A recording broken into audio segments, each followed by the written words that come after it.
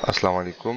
Aspire cricket camp tutorial के साथ खुशामदीद। और ये वीडियोस आपको CNC लॉजिक की जानिब से पेश की जा रही हैं। आज की वीडियो के अंदर हम इस टास्क को कंप्लीट करेंगे और ये जो आप कॉर्नर पे मोल्डिंग प्रोफाइल देख रहे हैं, इसकी प्रोग्रामिंग जो है वो हमारा मेन ऑब्जेक्टिव है। ठीक है, तो स्टार्ट करते हैं। सबसे पहले एक सिंपल शीट के साथ, तो यहाँ पे मैं न्यू फाइल ओपन कर लेता हूँ जिसमें मेरे पास 3.5 इंचेस एक्स, 6 इंचेस जो है वो वाई एक्सिस और जेड एक्सिस में हमने 1 इंच कंसीडर किया हुआ है। ठीक है, ओके कर देते हैं।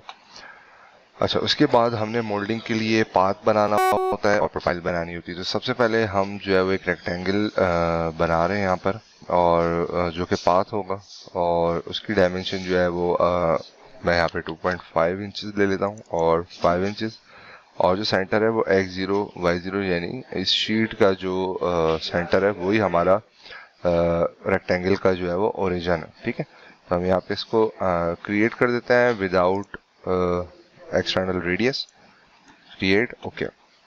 उसके बाद हमने करना ये होता है कि हमारा पाथ हो गया। अब हमने एक प्रोफाइल बनानी है जो इस पाथ के अराउंड जो है वो मशीनिंग में एज अ रेफरेंस यूज होगी।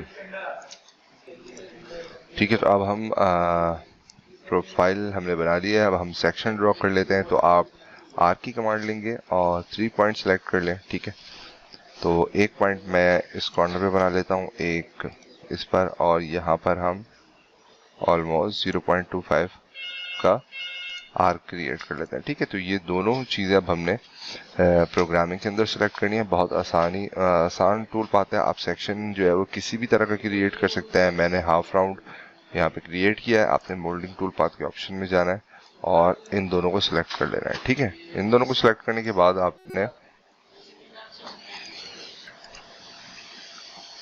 ओके, इसमें हमने दोनों को एट अ टाइम सेलेक्ट कर लेना है। और उसके बाद हमने सबसे पहले इसमें जो इम्पोर्टेंट चीज़ है वो बेसिकली यहाँ पर आप देख रहे हैं कि एक एडिशनल इन्फॉर्मेशन है टूल पाथ पोजीशन की।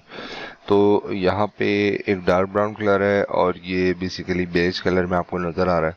ठीक है, तो इसको अभी हम देखते हैं कि ये एग्जैक्टली है क्या चीज़। ठीक है ना, तो हमने सिंपली यहाँ पर बॉल मिल सेलेक्ट कर लेना है। ठीक है, 1/8 इंचेस का जो है मैं बॉल मिल सेलेक्ट कर रहा हूँ और टोटल डेप्थ हमारी यहाँ पे 0.8 इंचेस आ रही है। ठीक है, और इसको हम एडजस्ट भी कर सकते हैं। ठीक है, तो अभी हम डिफ़ॉल्ट पैरामीटर रहने देते हैं। यहाँ पे आप पर स्टेप डेप्थ जो है वो डिफाइन कर सकते हैं।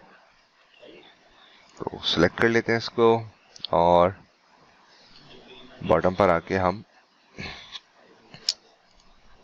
यहाँ से मैं चेक हटा देता हूँ। लार्ज क्लियरेंस के लिए मैं आपको बताऊंगा एग्जैक्टली किस लिए यूज़ होता है और क्रिएट करते हैं। तो यहाँ पे आपने देखा कि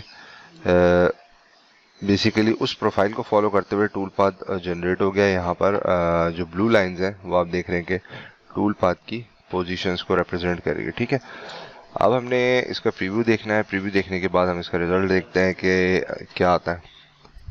ठीक है, तो ये हमारा बॉर्डर बन गया जैसे नॉर्मली फ्रेम वगैरह के अंदर होता है और बहुत ही स्मूथ है।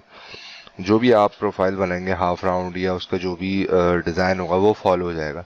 अब इसमें इंपॉर्टेंट चीज़ ये है कि हमने इन कॉर्नर्स को रिमूव करना है। कॉर्नर्स को रिमूव करने के लिए सबसे पहले हमें एक स्केच ड्रॉ करना होगा। तो अगेन हम 2D व्यू पे चले जाते हैं।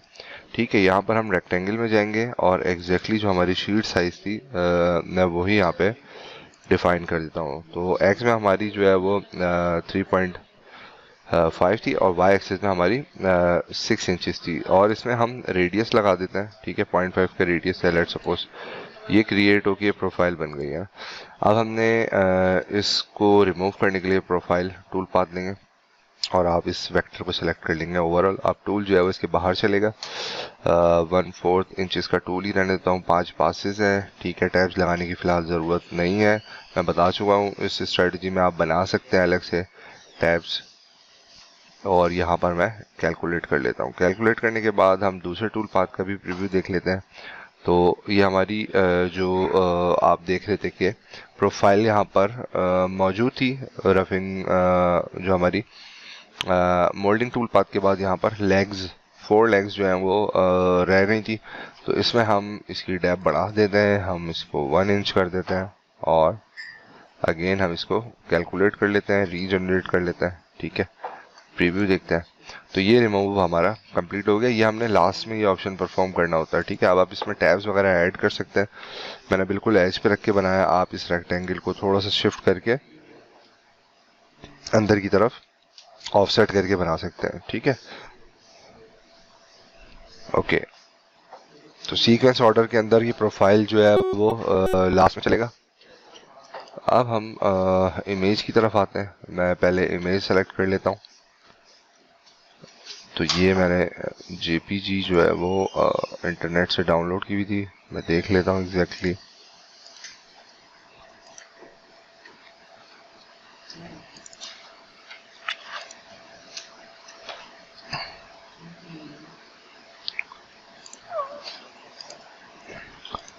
ओके, इमेज डिलीट हो गई। मैं इसको अगेन जो है वो सेव कर लेता हूँ एक डिफरेंट लोकेशन के ऊपर, या हम सिंपल इसको यहाँ से कॉपी करके सॉफ्टवेयर के अंदर आप जाके इसको पेस्ट कर दें, ठीक है। अच्छा, अब इस इमेज को हमने जो है वो थोड़ा सा एडिट करना है। तो इमेज क्रॉप बिटमैप में आप जाएंगे। ओके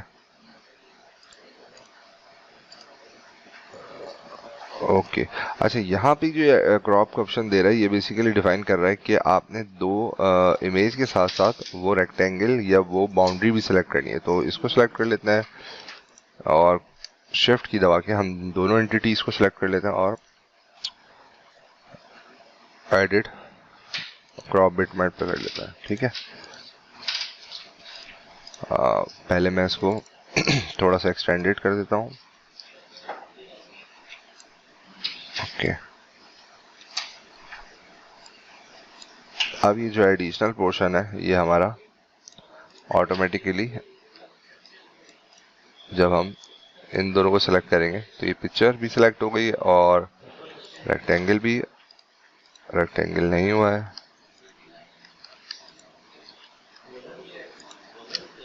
दोनों को शिफ्ट की दबा के हमने सिलेक्ट कर लिया और इस पर क्लिक करेंगे तो ये क्रॉप कर देगा, ठीक है।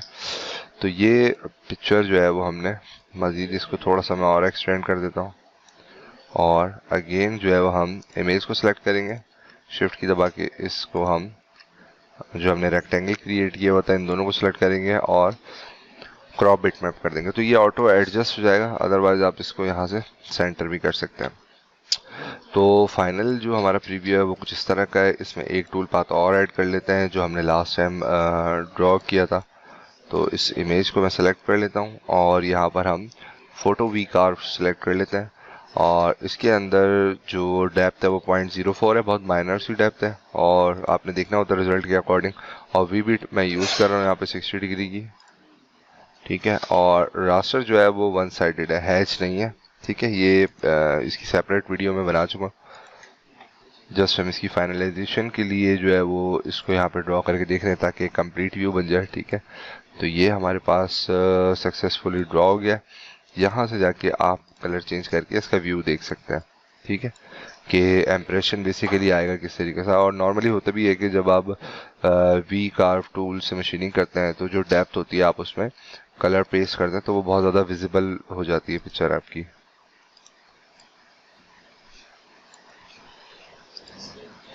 तो इसको डिफरेंट पर्पस के लिए आप यूज़ कर सकते हैं। तो इस वीडियो को मैं यहीं तक रखता हूँ। नेक्स्ट वीडियो में इंशाल्लाह आपसे मुलाकात होगी। आपने डिफरेंट प्रोफाइल्स बनानी है, उसके सेक्शन बनाने हैं और सेपरेटली पहले प्रैक्टिस कर लें, फिर इस तरह का एक प्रोजेक्ट बना के आप डैम श्योर हो सकते हैं कि आपकी वर्किंग जो है वो उसका आउटकम किस तरह का आ रहा है, ठीक है। अस्सलाम वालेकुम।